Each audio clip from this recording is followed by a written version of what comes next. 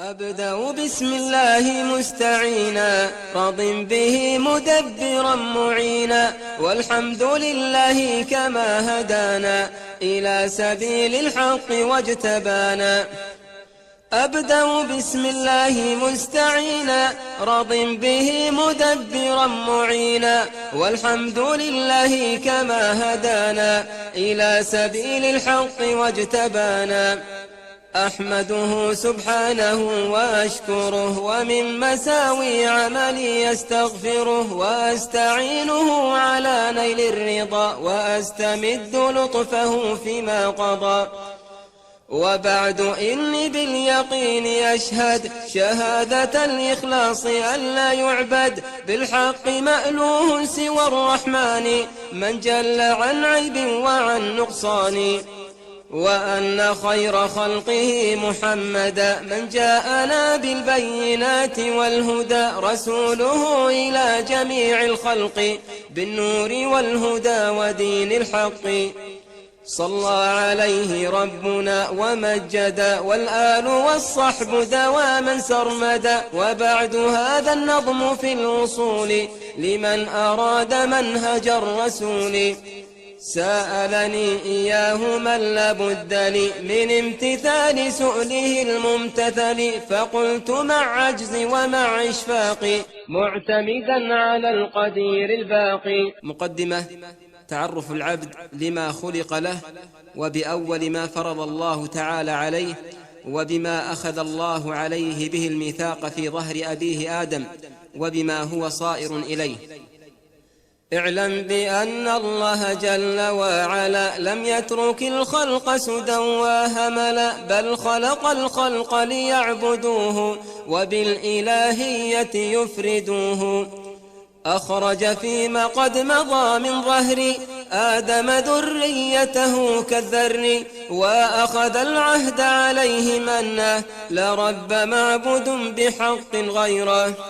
وبعد هذا رسله قد أرسل لهم، وبالحق الكتاب أنزل، لكي بذا العهد يذكروهم وينذروهم ويبشروهم، كي لا يكون حجة للناس بل لله أعلى حجة عز وجل. فمن يصدقهم بلا شقاق فقد وفى بذلك الميثاق، وذاك ناج من عذاب النار، وذلك الوارث عقب الدار.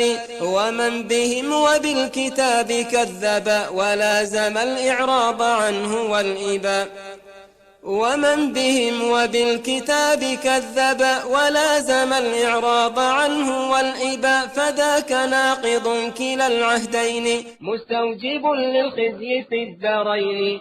فصل في كون التوحيد ينقسم إلى قسمين، وبيان النوع الأول وهو توحيد المعرفة والإثبات. أول واجب على العبيد معرفة الرحمن بالتوحيد، إذ هو من كل الأوامر أعظم، وهو نوعان أيا من يفهم. إثبات ذات الرب جل وعلا، أسمائه الحسنى صفاته العلى، وأنه الرب الجليل الأكبر الخالق البارئ والمصور، باري البرايا منشئ الخلائق مبدعهم بلا مثال سابق، الأول المبدي بلا ابتداء، والآخر الباقي بلا انتهاء، الأحد الفرد القدير الأزلي، الصمد البر المهيمن العلي، علو قهر وعلو الشان، جل عن الأضداد والأعوان.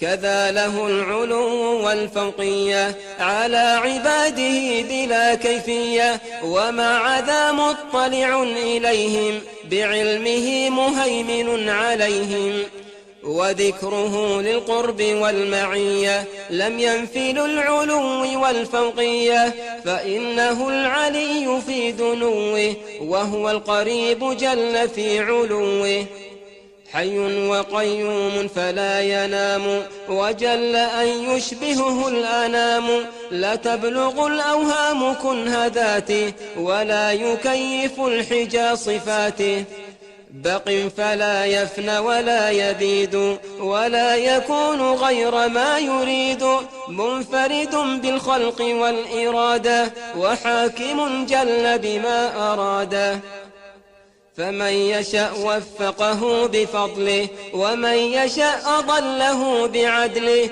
فمنهم الشقي والسعيد وذا مقرب وذا طريد لحكمة بالغة قضاها يستوجب الحمد على اقتضاها وهو الذي يرى دبيب الذر في الظلمات فوق صم الصخر وسامع للجهر والإخفات بسمعه الواسع للأصوات وعلمه بما بدا وما خفي أحاط علما بالجلي والخفي وهو الغني بذاته سبحانه جل ثناؤه تعالى شانه وكل شيء رزقه عليه وكلنا مفتقر إليه كلم موسى عبده تكليما ولم يزل بخلقه عليما كلامه جل عن الإحصاء والحصر والنفاد والفناء لو صار أقلاما جميع الشجر والبحر تلقى فيه 7 أبحر والخلق تكتبه بكل آن فنت وليس القول منه فاني والقول في كتابه المفصل بأنه كلامه المنزل على الرسول المصطفى خير الورى ليس بمخلوق ولا بمفترى يحفظ بالقلب وباللسان يتلى كما يسمع بالأذان كذا بالأبصار إليه ينظر وبالآيات خطه يسطر وكل ذي مخلوقة حقيقة دون كلام بارئ الخليقة جلت صفات ربنا الرحمن عن وصفها بالخلق والحدثان فالصوت والألحان صوت القارئ لكنما المتلو قول الباري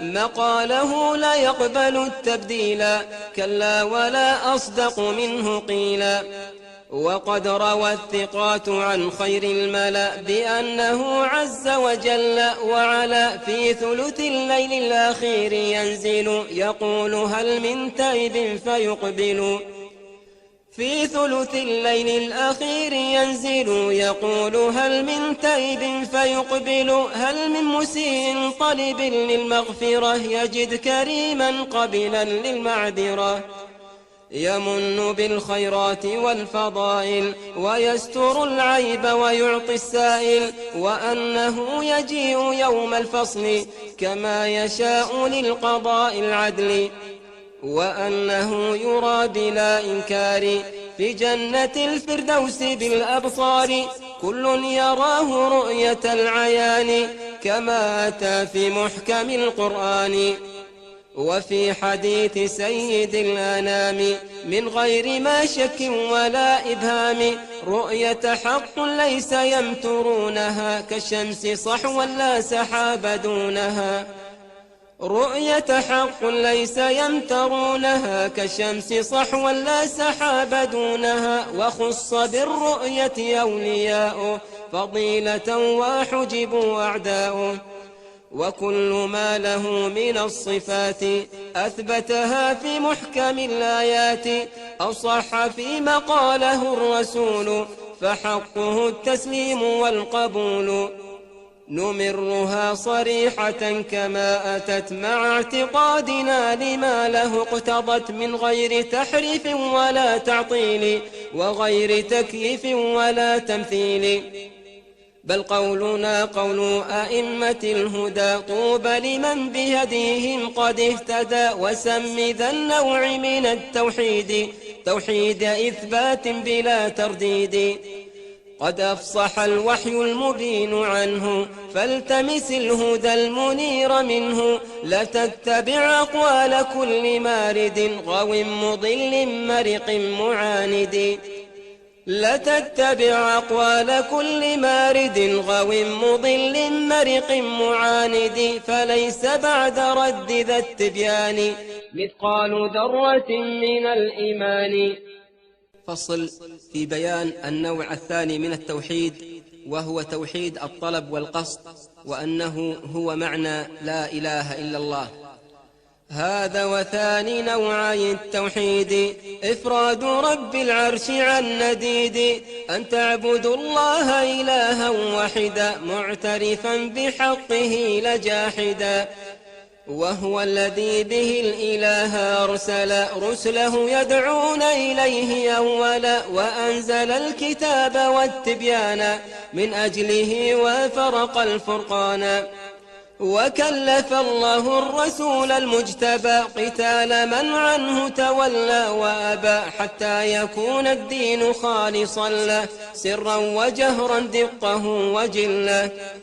وهكذا أمته قد كلفوا بذا، وفي نص الكتاب وصفوا، وقد حوته لفظة الشهادة، فهي سبيل الفوز والسعادة. من قالها معتقدا معناها، وكان عاملا بمقتضاها في القول والفعل، ومات مؤمنا يبعث يوم الحشر ناج آمنا. فإن معناها الذي عليه دلت يقينا وهدت إليه، أن ليس بالحق إله يعبد إلا الإله الوحيد المنفرد، أن ليس بالحق إله يعبد إلا الإله الوحيد المنفرد، بالخلق والرزق وبالتدبير جل عن الشريك والنظير، وبشروط 7 قد قيدت، وفي نصوص الوحي حقا وردت، فإنه لم ينتفع قائلها بالنطق إلا حيث يستكملها، فإنه لم ينتفع قائلها بالنطق إلا حيث يستكملها، العلم واليقين والقبول والانقياد فادر ما أقول، العلم واليقين والقبول والانقياد فادر ما أقول، والصدق والإخلاص والمحبة وفقك الله لما أحبه. فصل في تعريف العبادة وذكر بعض أنواعها، وأن من صرف منها شيئا لغير الله فقد أشرك. ثم العبادة هي اسم جامع لكل ما يرضي الإله السميع، وفي الحديث مخها الدعاء، خوف توكل كذا الرجاء، ورغبة ورهبة خشوع، وخشية إنابة خضوع، والاستعاذة والاستعانة كذا استغاثة به سبحانه، والذبح والنذر وغير ذلك، فافهم هديت أوضح المسالك، وصرف بعضها لغير الله شرك وذاك أقبح المناهي. فصل في بيان ضد التوحيد وهو الشرك، وأنه ينقسم إلى أصغر وأكبر، وبيان كل منهما. والشرك نوعان، فشرك أكبر به خلود النار إذ لا يغفر، وهو اتخاذ العبد غير الله ندا به مسويا مضاهي. والشرك نوعان، فشرك أكبر به خلود النار إذ لا يغفر، وهو اتخاذ العبد غير الله ندا به مسويا مضاهي، يقصده عند نزول الضر لجلب خير أو لدفع الشر، أو عند أي غرض لا يقدر عليه إلا الملك المقتدر، مع جعله لذلك المدعو أو المعظم أو المرجو في الغيب سلطانا به يطلع على ضمير من إليه يفزع. والثاني شرك أصغر وهو الرياء، فسره به ختام الأنبياء، ومنه إقسام بغير الباري كما أتى في محكم الأخبار. فصل في بيان أمور يفعلها العامة، منها ما هو شرك ومنها ما هو قريب منه، وبيان حكم الرقى والتمائم. ومن يثق بودعة أو ناب أو حلقة أو أعين الذئاب أو خيط أو عظم من النسور أو وتر أو تربة القبور، لأي أمر كائن تعلقه وكله الله إلى ما علقه. لأي أمر كائن تعلقه وكله الله إلى ما علقه. ثم الرقى من حمة أو عين فإن تكن من خالص الوحيين، فذاك من هدي النبي وشرعته، وذاك لا اختلاف في سنيته. أما الرقى المجهولة المعاني فذاك وسواس من الشيطان. وفيه قد جاء الحديث أنه شرك بلا مرية فاحذرنه، إذ كل من يقوله لا يدري لعله يكون محض الكفر، أو هو من سحر اليهود مقتبس على العوام لبسوه فالتبس. فحذرا ثم حذار منه لتعرف الحق وتنأ عنه. وفي التمائم المعلقات إن تك آية مبينات فالاختلاف واقع بين السلف، فبعضهم أجازها والبعض كف. فالاختلاف واقع بين السلف فبعضهم أجازها والبعض كف. وإن تكن مما سوى الوحيين فإنها شرك بغير مين. وإن تكن مما سوى الوحيين فإنها شرك بغير مين، بل إنها قسيمة الأزلام بالبعد عن سيم أولي الإسلام. فصل. من الشرك فعل من يتبرك بحجر أو شجر أو بقعة أو قبر أو نحوها يتخذ ذلك المكان عيدا، وبيان أن الزيارة تنقسم إلى سنية وبدعية وشركية. هذا ومن أعمال أهل الشرك من غير ما تردد أو شك، ما يقصد الجهال من تعظيم ما لم يأذن الله بأن يعظم، كمن يلذ ببقعة أو حجر أو قبر ميت أو ببعض الشجر متخذا لذلك المكان عيدا كفعل عابد الأوثان. ثم الزيارة على أقسام ثلاثة يا أمة الإسلام، فإن والزائر فيما أضمره في نفسه تذكرة بالآخرة. ثم الدعاء له وللأموات بالعفو والصفح عن الزلات، ولم يكن شد الرحال نحوها ولم يقل هجرا كقول السفهاء. فتلك سنة أتت صريحة في السنن المثبتة الصحيحة، أو قصد الدعاء والتوسل بهم إلى الرحمن جل وعلا. أو قصد الدعاء والتوسل بهم إلى الرحمن جل وعلا، فبدعة محدثة ضلالة بعيدة عن هدي ذي الرسالة. وإن دعا المقبور نفسه فقد أشرك بالله العظيم وجحد، لن يقبل الله تعالى منه صرفا ولا عدلا فيعفو عنه. لن يقبل الله تعالى منه صرفا ولا عدلا فيعفو عنه، إذ كل ذنب موشك الغفران إلا اتخاذ الند للرحمن. فصل. في بيان ما وقع فيه العامة اليوم مما يفعلون عند القبور من الشرك الصريح والغلو المفرط في الأموات. ومن على القبر سراجا أو قدا أو ابتنى على الضريح مسجدا، فإنه مجدد جهارا لسنن اليهود والنصارى. كم حذر المختار عن ذا ولعن فاعله، كما روى أهل السنن بل نحروا في سوحها النحائر فعل أولي التسييب والبحائر.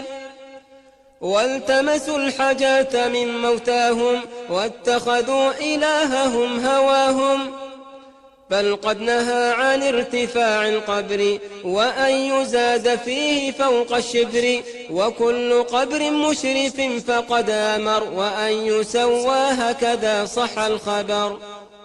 وكل قبر مشرف فقد أمر وأن يسوى هكذا صح الخبر. وحذر الأمة عن إطرائه فغرهم إبليس باستجرائه.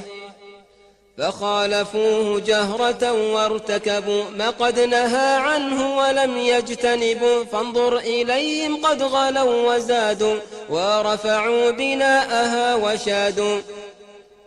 فانظر إليهم قد غلوا وزادوا ورفعوا بناءها وشادوا بالشيد والأجر والأحجار لسيما في هذه الأعصار. وللقناديل عليها أوقدوا وكم لواء فوقها قد عقدوا. ونصبوا الأعلام والرايات وافتتنوا بالأعظم الرفات. قد صادهم إبليس في فخاخه بل بعضهم قد صار من أفراخه يدعو إلى عبادة الأوثان بالمال والنفس وباللسان. فليت شعر من أباح ذلك وأورط الأمة في المهالك. فيا شديد الطول والإنعام إليك نشكو محنة الإسلام. فصل في بيان السحر وحد الساحر وأن منه علم التنجيم وذكر عقوبة من صدق كاهنا. والسحر حق وله تأثير لكن بما قدره القدير.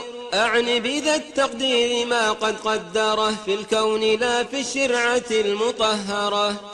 واحكم على الساحر بالتكفير وحده القتل بلا نكير كما أتى في السنة المصرحة مما رواه الترمذي وصححه عن جندب. وهكذا في أثر أمر بقتلهم روي عن عمر. وصح عن حفصة عند مالك ما فيه أقوى مرشد للسالك. هذا ومن أنواعه وشعبه علم النجوم فادر هذا وانتبه. وحله بالوحي نصا يشرع إما بسحر مثله فيمنع. وحله بالوحي نصا يشرع أما بسحر مثله فيمنع. ومن يصدق كاهنا فقد كفر بما أتى به الرسول المعتبر. فصل يجمع معنى حديث جبريل المشهور في تعليمنا الدين وأنه ينقسم إلى 3 مراتب: الإسلام والإيمان والإحسان، وبيان أركان كل منهما. اعلم بأن الدين قول وعمل فاحفظه وافهم ما عليه إذا اشتمل. كفاك ما قد قاله الرسول إذ جاءه يسأله جبريل على مراتب 3 فالصلاة جاءت على جميعه مشتمل. الإسلام والإيمان والإحسان والكل مبني على أركان. فقد أتى الإسلام مبني على 5 فحقق وادر ما قد نقل. أولها الركن الأساس الأعظم وهو الصراط المستقيم الأقوم. ركن الشهادتين فاثبت واعتصم بالعروة الوثقى التي لا تنفصم. وثانيا إقامة الصلاة وثالثا تأدية الزكاة. والرابع الصيام فاسمع واتبع. والخامس الحج على من يستطع فتلك 5 وللإيمان 6 أركان بلا نكران. إيماننا بالله ذي الجلال وما له من صفة الكمال وبالملائك الكرام البررة وكتبه المنزلة المطهرة ورسله الهداة للأنام من غير تفريق ولا إهام. أولهم نوح بلا شك كما أن محمدا لهم قد ختما. و5 منهم أولو العزم الأولى في سورة الأحزاب والشورى تلا. وبالميعاد أيقن بلا تردد ولا ادعاء علم بوقت الموعد. لكننا نؤمن من غير امتراء بكل ما قد صح عن خير الورى من ذكر آيات تكون قبلها وهي علامة وأشرط لها. ويدخل الإيمان بالموت وما من بعده على العباد حتما. وأن كل مقعد مسؤول ما الرب ما الدين وما الرسول. وعند ذا يثبت المهيمن بثابت القول الذين آمنوا، ويوقن المرتاب عند ذلك بأنما مورده المهالك، وباللقاء والبعث والنشور، وبقيامنا من القبور غرلا حفاة كجراد منتشر، يقول ذو الكفران ذا يوم عسر. ويجمع الخلق ليوم الفصل جميعهم علويهم والسفل، في موقف يحل فيه الخطب ويعظم الهول به والكرب، وأحضروا للعرض والحساب وانقطعت علائق الأنساب، وارتكمت سجائب الأهوال وانعجم البليغ في المقال، وعنت الوجوه للقيوم واقتص من ذي الظلم للمظلوم، وساوت الملوك للأجناد وجيء بالكتاب والأشهاد، وساوت الملوك للأجناد وجيء بالكتاب والأشهاد، وشهدت الأعضاء والجوارح وبدت السوءات والفضائح، وابتليت هنالك السرائر وانكشف المخفي في الضمائر، وأنشرت صحائف الأعمال تؤخذ باليمين والشمال، طوبى لمن يأخذ باليمين كتابه بشر بحور عين، والويل للآخذ بالشمال وراء ظهر للجحيم صال، هو الوزن بالقسط فلا ظلم ولا يؤخذ عبد بسوى ما عمل، فبين ناج راجح ميزان ومقرف أوبقه عدوان، وينصب الجسر بلا امتراء كما أتى في محكم الأنباء، يجوزه الناس على أحوال بقدر كسبهم من الأعمال، فبين مجتاز إلى الجنان ومسرف يكب في النيران، والنار والجنة حق وهما موجودتان لا فناء لهما، وحوض خير الخلق حق وبه يشرب في الأخرى جميع حزبه، كذا له لواء حمد ينشر وتحته الرسل جميعا تحشر، كذا له الشفاعة العظمى كما قد خصه الله بها تكرما، من بعد إذن الله لا كما يرى كل قبوري على الله افترى، يشفع أولا إلى الرحمن في فصل القضاء بين أهل الموقف، من بعد أن يطلبها الناس إلى كل أولي العزم الهداة الفضلاء، وثانيا يشفع في استفتاح دار النعيم لأولي الفلاح، هذا وهاتان الشفاعتان قد خصتا به بلا نكران، وثالثا يشفع في أقوام ماتوا على دين الهدى الإسلام،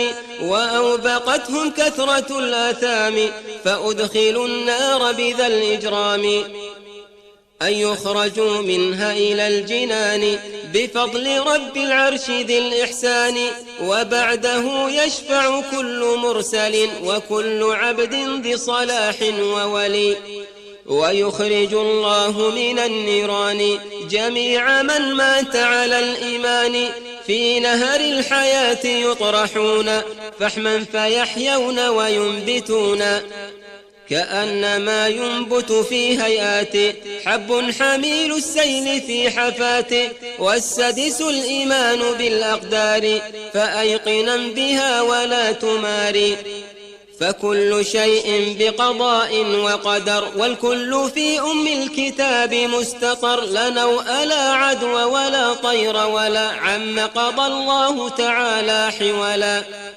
لا غول لا هامة لا ولا صفر كما بذا أخبر سيد البشر، وثالث مرتبة الإحسان وتلك أعلاها لدى الرحمن، وثالث مرتبة الإحسان وتلك أعلاها لدى الرحمن، وهو رسوخ القلب في العرفان حتى يكون الغيب كالعيان. فصل في كون الإيمان يزيد بالطاعة وينقص بالمعصية، وأن فاسق أهل الملة بذنب دون الشرك إلا إذا استحله، وأنه تحت المشيئة، وأن التوبة مقبولة ما لم يغرغر. إيماننا يزيد بالطاعات ونقصه يكون بالزلات، وأهله فيه على تفاضل، هل أنت كالأملك أو كالرسل؟ والفاسق الملي ذو العصيان لم ينفع عنه مطلق الإيمان، لكن بقدر الفسق والمعاصي إيمانه مازال في انتقاص.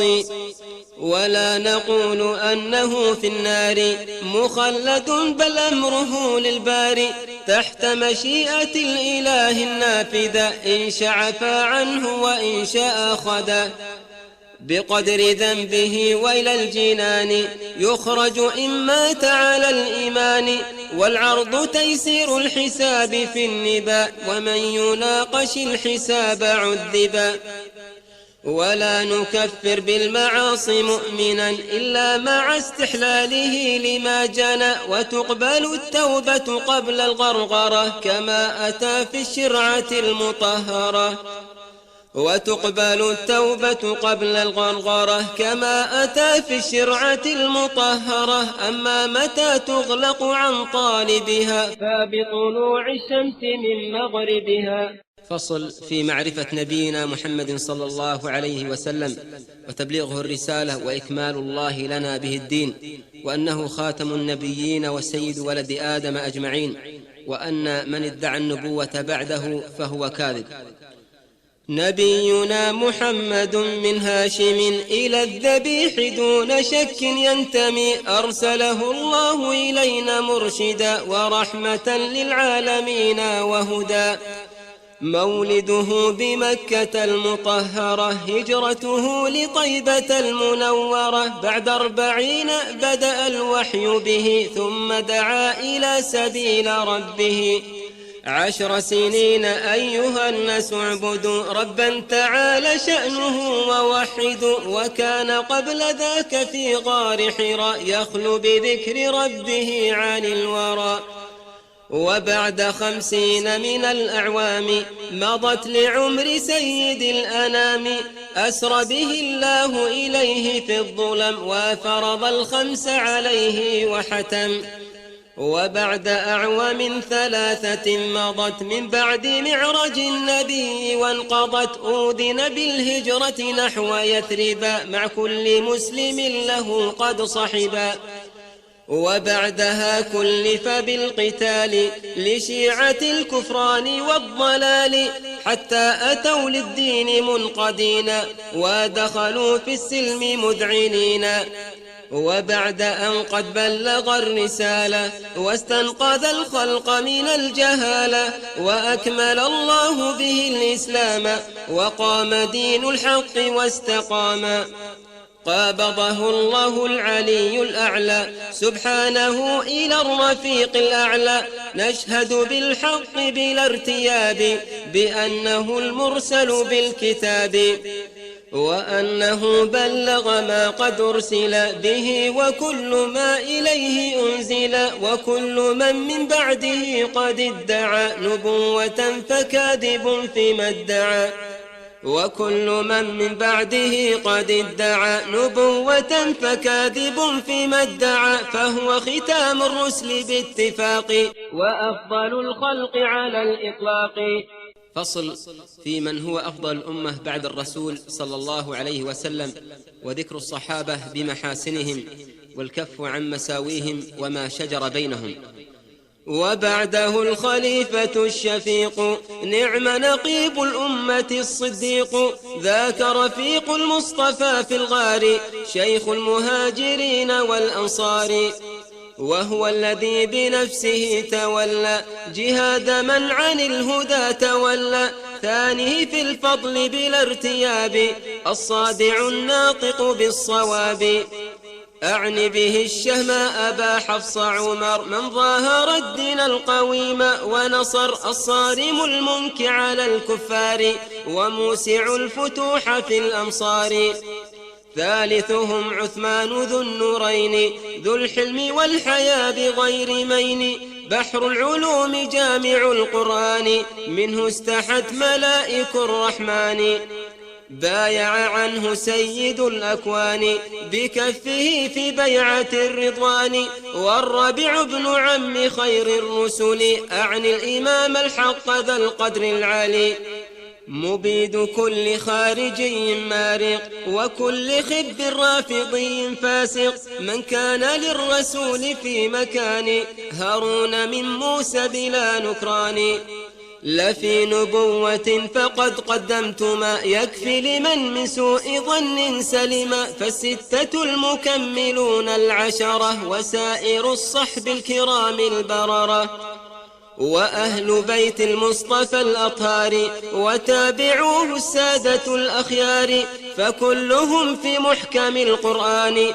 أثنى عليهم خالق الأكوان في الفتح والحديد والقتال وغيرها بأكمل الخصال كذاك في التوراة والإنجيل صفاتهم معلومة التفصيل وذكرهم في سنة المختار قد سار سير الشمس في الأقطار ثم السكوت واجب عما جرى بينهم من فعل ما قد قدر ثم السكوت واجب عما جرى بينهم من فعل ما قد قدر فكلهم مجتهد مثاب وخطوهم يغفره الوهاب. خاتمة في التمسك بالكتاب والسنة والرجوع عند الاختلاف إليهما فما خالفهما فهو رد. شرط قبول السعي أن يجتمع فيه إصابة وإخلاص مع لله رب العرش لا سواه موافق الشرع الذي ارتضاه وكل ما خالف للوحيين فإنه رد بغير مين وكل ما فيه الخلاف نصب فرده إليه ما قد وجب فالدين إنما أتى بالنقل ليس بالأوهام وحدس العقل ثم إلى هنا قد انتهيت وتم ما بجمعه عنيت سميته بسلم الوصول إلى سما مباحث الأصول والحمد لله على انتهائي كما حمدت الله في ابتدائي أسأله مغفرة الذنوب جميعها والستر للعيوب ثم الصلاة والسلام أبدا تغشى الرسول المصطفى محمدا ثم جميع صحبه والآل السادة الأئمة الأبدال تدوم سرمدا بلا نفاد ما جرت الأقلام بالمداد ثم الدعاء وصية القراء جميعهم من غير ما استثناء أبياتها يسر بعد الجمل تأرخها الغفران فافهم وادع لي.